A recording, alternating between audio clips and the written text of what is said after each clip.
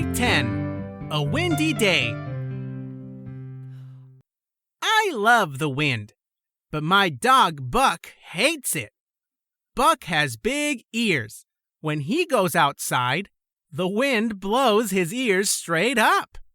My sister and I think Buck looks funny, and we laugh and laugh. My dad says, "Dogs' ears are very special. They can hear things that we can't. The wind can hurt their ears." My dad says that's why you should never blow in a dog's ears. It's not funny to the dog. Poor Buck. His big ears catch the wind. Story 10. A Windy Day. I love the wind, but my dog Buck hates it. Buck has big ears.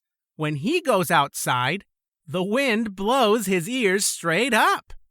My sister and I think Buck looks funny, and we laugh and laugh. My dad says, "Dogs' ears are very special.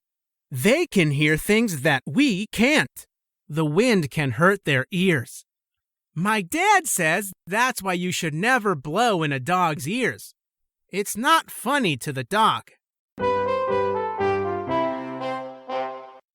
Poor Buck. His big ears catch the wind.